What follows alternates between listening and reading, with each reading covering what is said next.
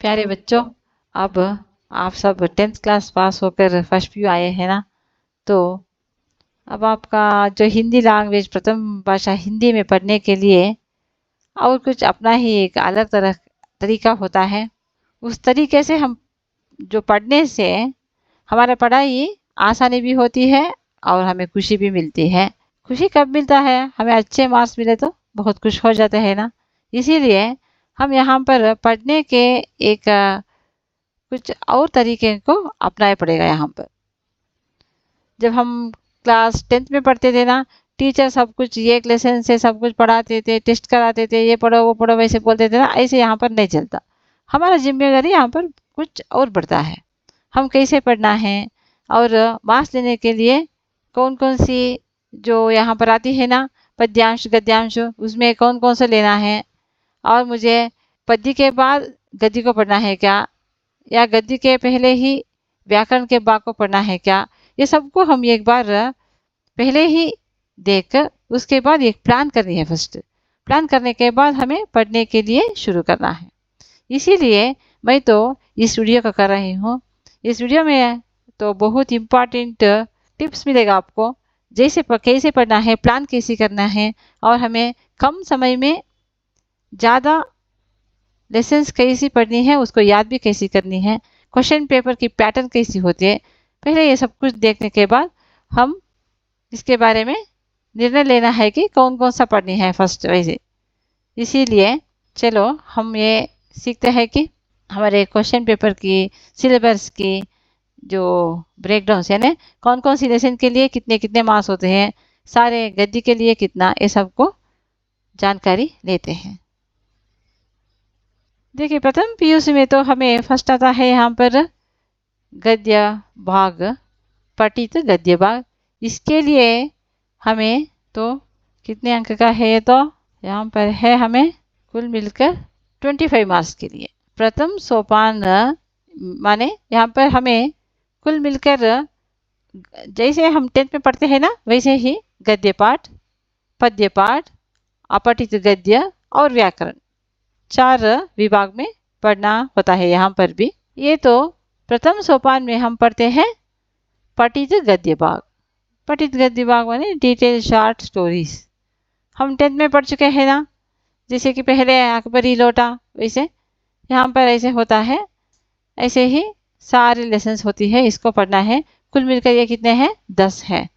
ये 10 पढ़कर तुम्हें अच्छे तरह इसके अभ्यास करे तो तुम्हें इसके लिए कितना मार्क्स आता है? 20 मार्क्स तो हमें पा सकते हैं।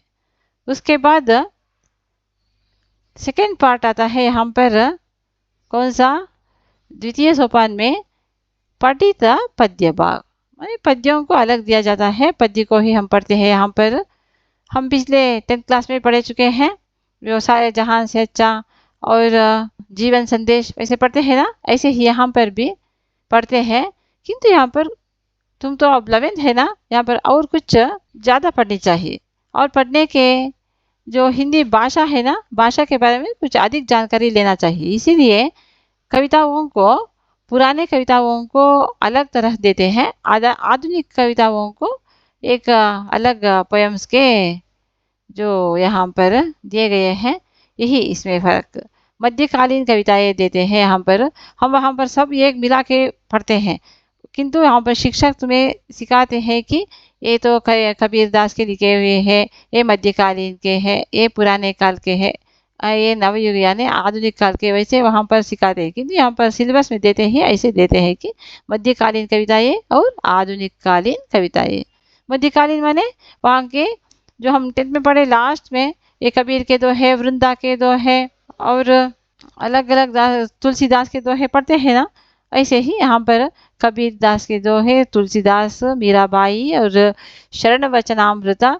हम तो वहाँ पर पढ़े थे अक्का महादेवी के, और यहाँ पर अक्का महादेवी के साथ साथ बसवेश्वर, अल्लम प्रभु, ये सब कुछ तुम लोग जो थर्ड लैंग्वेज कन्नड़ा में पढ़ते हैं, देखो बसवಣ್ಣनवर वचनगलु पढ़ते हैं ना, वैसे ही यहाँ पर अल्लम प्रभु, इन सब के वचनों का, क्योंकि हम कर्नाटक में रहने वाले हैं ना, इसीलिए यहाँ के कुछ वचनों के बारे में भी हम यहाँ पर पढ़ते हैं। नेक्स्ट रीतिकालीन काव्य, रसखान के सवैये, ये तो तुम लोग नाइन्थ में पढ़े हैं, तुम्हें याद होता होगा। जब मैं पढ़ाती हूँ ना आगे, तब उसे तुम्हें बोलती हूँ। रीतिकालीन काव्य है। इन सबको मिलाकर, और इसके ये तो कुल मिलकर कितने हैं, 5 है। और उसके साथ यहाँ पर 8 आधुनिक कविताएं हैं। आधुनिक काल माने हम यहाँ पर पढ़ते हैं ना, मैथिली शरण गुप्त आधुनिक कवि हैं, उनकी भाषा अलग तरीके की होती, इतनी ही बस इसमें फर्क। मध्यमकालीन कविताएं माने उसके भाषा अलग सी होती है। आधुनिक काल की कविताएं माने यहाँ पर उनकी साहित्य की भाषा अलग तरीके के होते हैं। हम जो यहाँ पर अब बोल रहे हैं ना, वही ठीक ठीक बहुत नज़दीक आता है ये आधुनिक कविताएं के भाषा। और ये तो बहुत पुरानी वहाँ के जो प्रादेशिक भाषाओं को मिलाकर, मैथिली और बुंदेली, ये सब कुछ भाषाओं को मिलाकर ये लिखते हैं। इसकी भाषा कुछ अलग सी होती तरीके की होती है। तो इन सब के लिए आपको यहाँ पर देखो, गद्य पाठ के लिए 25 मार्क्स, पद्य भाग के लिए कुल मिलकर आपको 20 मार्क्स। ये 5 और यहाँ के 8 कुल मिलकर 10 और 13 पोयम को मिलकर आपके मिलेगा 20 मार्क्स। यहाँ पर 10 लेसन को पढ़ने के बाद आपको मिलेगा 25 मार्क्स। और इसके बाद हम 10th क्लास में पढ़ते हैं ना, वैसे ही एक अपठित भाग भी होते हैं। अपठित माने पूरक वाचन बोलते हैं हम वहाँ पर। 10th क्लास में क्या बोलते हैं, इसे पूरक वाचन बोलते हैं ना, यही यहाँ पर अपठित भाग बोलते हैं। इसके लिए कोई क्या कवि या लेखक का नाम यहाँ पर ये सब कुछ नहीं पढ़नी चाहिए, तो नॉन डिटेल के होते हैं। यहाँ पर ये नॉन डिटेल माने छोटे छोटे स्टोरिया भी होते हैं। ये देखो यहाँ पर ये 6 को सिर्फ यहाँ पर कितना है, 6 है। 6 पार्ट को पढ़ने से हमें 15 मार्क्स मिलता है। ये तो बहुत इजी है यार, ये पढ़ने में भी इजी होता है और अंक भी हमारे आराम तरह से ले सकते हैं। और ये छोटे छोटे होने पर भी इसको याद रखना भी बहुत आसानी से कर सकते हैं हम। और उसके बाद आता है हमारा 4वां पार्ट, यानी चतुर्थ सोपान। वो क्या है, व्याकरण। बहुत बहुत इम्पॉर्टेंट है। यहाँ पर व्याकरण को हम अच्छी तरह से सीखने से हमारे पासिंग मार्क्स यहाँ पर मिल जाते हैं हमें आराम से। इसीलिए हम तो जब पढ़ते हैं ना, पढ़ते समय हम तो आराम से पहले हम किसको इम्पोर्टेंट देना है, व्याकरण को इम्पोर्टेंट देकर अच्छी तरह से हमें उसको सीख लेना, बहुत मार्क्स लेने के लिए हमें ये तो फायदेमंद हो जाएगा। इसलिए अब हमें देखिए आप कैसे पढ़ना है, इसके लिए एक प्लान करना बहुत जरूरी होता है। पहले क्या मैं पूरे ये ग्रामर को पढ़ूं, या तो पूरे ग्रामर के साथ, ग्रामर तो अच्छा आता है मुझे, अब ये तो पूरा क्वेश्चन पढ़ के इसके 15 मार्क्स को मिलाकर हमें कितने हुआ, 40 + 15 तो 55 होता है, 55 होगा।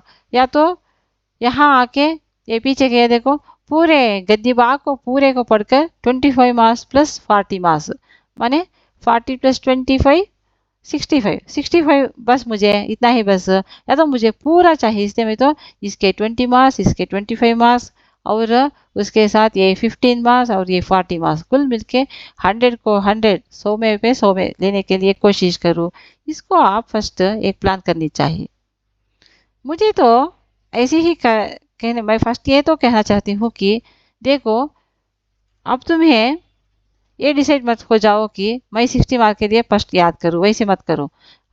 मेरे तरफ से, मेरे ख्याल से जो मैं बोलना यह चाहती हूँ कि अब हम पढ़ना कैसे चाहिए, पहले जो हम पाठ पढ़ते हैं ना, ये तो पद्य भाग जो पढ़ते हैं ना, पढ़ते पढ़ते उसके साथ साथ व्याकरण को भी सीख लेना चाहिए। इसके लिए हम ये व्याकरण के लिए ही हम अलग टाइम को रखने की कोई ज़रूरत नहीं है। और मैं ये भी आपको कहना चाहती हूँ कि आपको पहले अच्छी तरह से पढ़ना आए, उसके बाद लिखना आए, वैसे नहीं। मैं पहले भी तो वैसे ही बोलती थी, अभी यही बोलती हूँ कि तुम्हें लिखने का ढंग ठीक तरह से होना है, और लिखने की जो वहाँ के वर्तनी माने बाराकड़ी को वहाँ पर उपयोग करते हैं ना जो लिखते समय, उसको भी अच्छी तरह होने, तुम्हारे अच्छी सुंदर लिखावट होनी चाहिए और बिना गलती के भी होनी चाहिए। इसको याद करो बस, इसे ही सीखो फर्स्ट। इसे सीखने से तुम्हें अच्छा मार्क्स तो मिल जाएगा। अरे मुझे तो मध्यकालीन के यहाँ के कुछ क्या है यहाँ पर पोएम्स है यहाँ पर। देखो कबीर के दोहे, इसे पढ़ना ही मुझे नहीं आता, मैं इसे पढ़ने के लिए कोशिश किया, मुझे नहीं आता, हिंदी तो बहुत मुश्किल से, वैसे तो बिल्कुल मत समझो। यहाँ पर क्या है, हमें ये पढ़ने के लिए हमें नहीं आए तो क्या यार, तो छोड़ दो इसे। पढ़ने के लिए नहीं आए तो इसे समझ में आएगा ना, इसके क्वेश्चंस कैसे देते हैं हमें, अब तो आधुनिक काल की हिंदी की भाषा में ही देते हैं, आराम से ही के। और कबीर के देखो यहाँ पर, कबीर के गुरु का नाम क्या थे वैसे ही देते हैं यहाँ पर। इसके लिए जो अलग भाषा में या तो उनकी जो दोहे होते हैं ना उसी भाषा में नहीं बोलते, आपको नहीं ले देते वहाँ पर। इसीलिए इसे लिखना अच्छी तरह से तुम सीखना चाहिए, और यहाँ पर लिखने के पहले उसको अच्छी तरह से समझ लेना चाहिए। यहाँ पर कवि का भाव क्या है, वो क्या मैसेज दे रहे हैं, या तो लेसन पढ़ते समय लेसन में हमें क्या क्या अंश को याद रखना चाहिए, उसे कैसे लिखना चाहिए, उसके बारे में अच्छी तरह से याद करने से, हमें सीखने से हम तो लिख सकते हैं। और मैं यहाँ पर और एक बात आपको बोलना चाहती हूँ कि क्या, अरे हम खुद का एक नोट्स बनाते हैं, हम ही लिखने के लिए चाहते हैं, वैसे हाँ कर सकते हैं, वैसे भी कर सकते। किंतु यहाँ पर क्या होता है, तुम्हें जब वाक्य बनाते हो ना तब इसे ठीक तरह से बनाना है, उसका व्याकरण सब कुछ गलती नहीं होनी चाहिए। इसलिए मैं तो इसके लिए पहले प्रेफर नहीं करती हूँ। जो हम यहाँ पर नोट्स देते हैं ना, या तो मैं देती हूँ यहाँ पर, उसको भी पढ़ो, नहीं तो तुम्हारे कॉलेज में कौन सी टीचर्स वो पढ़ाते हैं ना, उसको ही अच्छी तरह से पढ़ के याद करो, उसे ही सीख कर उसे लिखने के लिए कोशिश करो। तब तुम्हें क्या हो जाएगा, आप तो एक वाक्य अच्छी तरह से बना सकते हैं तो बना सकते, वो तो ठीक है, किंतु हमें वाक्य बनाने के शुरू करते हैं, उसको पूरा नहीं कर सकते हैं, तब तो हमें टाइम वहाँ पर वेस्ट हो जाता है एग्ज़ाम के लिए। इसीलिए एक तरह से पहले ही हम एक नोट्स को बनाइए, उसको ही अच्छी तरह से या सीखने के लिए लिख कर प्रैक्टिस करने के लिए कोशिश करें। और जहाँ तक हो सके ये तो अच्छी तरह से याद करना, कौन सा, ये व्याकरण के भाग। व्याकरण में देखिए यहाँ पर आती है फर्स्ट वाक्य शुद्धि। वाक्य शुद्धि तो हम 10वीं क्लास में पढ़े हैं, किंतु आपको ये अब तक याद नहीं है तो दोबारा पढ़ेंगे। और रिक्त स्थान पूर्ति कीजिए, यहाँ पर 5 कारक होती है। कारक माने आपको ये भी मालूम है, का, की, के लिए, से, ने, पर, में, ये सब आकर यहाँ पर कारक होते हैं, उनको भी हम अच्छी तरह से यहाँ पर भरना है। आप यह तो बहुत आसानी से जानते थे, अभी भी इसे इसकी जानकारी इसी तरह से हो जाएगा। मुहावरे, मुहावरे भी हम अच्छी तरह से जानते हैं, मुहावरे का अर्थ को याद करना है। यहाँ पर आपको क्या करना है, हमें पाठ के अंतर्गत कौन कौन सी मुहावरे आती है उनको ही हम पढ़ना है, उनको अच्छी तरह से याद रखना चाहिए। और उसके बाद काल परिवर्तन, काल परिवर्तन भी हम तो 10वीं कक्षा में पढ़ चुके हैं, आपको ये तो इसकी जानकारी भी आपको है। भूतकाल, भविष्यत काल, वर्तमान काल, ये सब को पढ़े हैं ना, इसको हम तो पढ़ना है। तो हम इसे क्या बोलते हैं अंग्रेज में, ये टेंस बोलते हैं ना, पास्ट टेंस, प्रेजेंट टेंस, उसको हम कैसे करना है इसके बारे में हम तो याद करना होता है यहाँ पर। और उसके बाद लिंग बदलिए और वचन बदलिए, इसको भी हम एग्जाम पेपर में देखते हैं कि जैसे हम आप लोग 10th क्लास में इसके अन्य लिंग क्या होता है, या तो इसका जो लड़का का अन्य लिंग क्या है, यहाँ जो 4 शब्द दिए है उसमें पुल्लिंग का शब्द को चांटिए, सेपरेट कीजिए, वैसे नहीं देते। इस लेसन में ऐसे था ना, उसका लिंग उसका अन्य लिंग क्या है वैसे दे सकते हैं। हम क्वेश्चन पेपर में क्वेश्चन देने के पैटर्न्स कुछ चेंज होते हैं, किंतु वही सेम होता है, समझ में तो इस तरह से आ जाता है तो पढ़ने से हमें। नेक्स्ट आती है वचन। वचन माने हम पढ़ चुके हैं, एक वचन, बहुवचन। इसको भी, इसके लिए 2 मार्क्स है। लिंग बदलिए, इसके 2 मार्क्स है। काल परिवर्तन के लिए देखिए 3 मार्क्स है।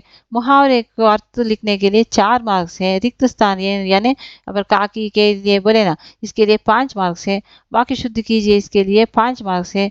ये सब कुछ आसानी से हम तो ले सकते हैं, इसीलिए आप तो खुशी से पढ़ना है ये तो हिंदी। नेक्स्ट यहाँ पर आती है 8वां कौन सा, विपरीतार्थक। विपरीतार्थक माने विलोम शब्द लिखना, ये भी हम जानते हैं। नेक्स्ट आता है पत्र लेखन। पत्र लेखन में यहाँ पर सेम हम जो आप 10th क्लास में पढ़े हैं ना वैसे ही 2 व्यावहारिक पत्र और वैयक्तिक पत्र 2 तरीके के होते हैं। आप अच्छी तरह से अभ्यास करना है, उसे भी लिखना है। मुझे लगता है कि आप सबको ये पत्र लेखन अभी आता है। उसके बाद और 2 एक पत्र लेखन को भी यहाँ पर सीखेंगे, उसे भी लिखेंगे, उसका भी हमें 5 मार्क्स तो मिलना ही मिलना है यार। नेक्स्ट, अपठित गद्यांश। अपठित गद्यांश माने उसे तो आप अच्छे तरह से जानते हैं। यहाँ पर एक अनसीन पैसेज देते हैं गद्य भाग को, उसको पढ़ना है। उसके नीचे 4 या 5 क्वेश्चन उसी के बारे में होता है। उसके बारे में हम तो जितना समझे हैं उतने के लिए लिखने पड़ते हैं, वो 5 क्वेश्चंस के लिए। इसमें कुल मिलके आपको 5 मार्क्स मिलती है। उसके बाद यहाँ पर एक नई और एक क्वेश्चन तरीका है, ये तो अंग्रेजी से हिंदी में अनुवाद कीजिए। ये तो आप 8th 9th 10th 3 साल में भी नहीं पढ़े होंगे। ये तो हमारे 8th 9th 10th के थर्ड लैंग्वेज हिंदी वाले बच्चे हैं ना, वो तो अच्छे तरह से जानते हैं। उनके लिए ये ऐसे तरीके के पैटर्न के क्वेश्चंस देते हैं क्वेश्चन पेपर पर, इसलिए वे तो पढ़े होंगे, उसको मालूम होता है। किंतु जो बच्चे यहाँ पर प्रथम भाषा के पढ़े हैं उनके लिए ऐसे क्वेश्चंस की मालूम नहीं होता होगा। किंतु यहाँ पर ये तो बहुत ईजी का है।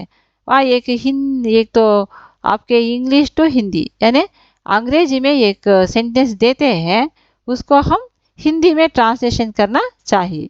यानी हमें भाषा की कितनी जानकारी है इसको पता होता है इससे, इसीलिए ये पैटर्न दिए हैं।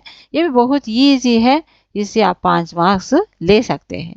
ये होता है हमारे फर्स्ट पीयू के जो क्वेश्चन पेपर पैटर्न और सिलेबस। इसीलिए हम तो क्या करना है, पहले हमारे यहाँ के पहले पार्ट सबको पढ़ना है, पहले पोयम सबको पढ़ना है, ऐसे कोई तरीका नहीं है। तुम चाहे तो यहाँ पर ये एक लेसन भी पढ़ सकते हो, एक पोयम पढ़ सकते हो। नहीं, यहाँ नहीं चाहे तो पूरे 5 पोयम पढ़े तो यहाँ पर तुम्हें तो ये 20 मार्क्स में, ये तो 10 मार्क्स का मिलता ही मिलता है। नेक्स्ट यहाँ पर ये आए तो इसके 10 मार्क्स मिलता है। और इसमें भी तुम्हारे क्वेश्चन पेपर में जैसे तुम 10th क्लास में लिखे हो ना, संदर्भ सहित व्याख्या कीजिए, ये सब कुछ होता है।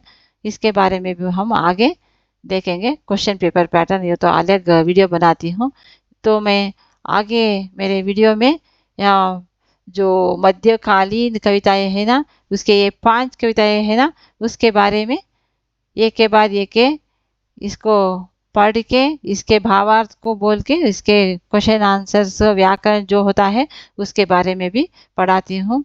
इतना ही था आज का वीडियो। इसको देखो, इसके बारे में तुम्हें अब तुम भी एक प्लान करो मैं कैसी पढ़नी है। तो इतना ही समझ लीजिए कि ये पढ़ना मुझे आना ही आना है। ये कबीर के दोहे, तुलसी के दोहे, ये सब कैसा नहीं है, इसका भावार्थ तुम्हें आना है। कबीर कौन कौन सी दोहे में क्या क्या बोलने के लिए कोशिश किए हैं, उसको तुम्हें समझने की कोशिश करो और उसका आंसर्स लिखने के लिए भी कोशिश करो। ये सब कुछ मैं समझाती हूँ नेक्स्ट वीडियोस में। अच्छा, इतना आज का वीडियो था। इसके बारे में आपको कैसे लगा, या क्या इसके बाद आप क्वेश्चन पेपर को चले या तो पोयम को चले, इसके बारे में भी एक कमेंट में लिखो। इतना देखने के लिए आप सबके लिए मैं तो शुक्रिया, धन्यवाद। नेक्स्ट वीडियो में हम सब मिलेंगे। थैंक यू बच्चों।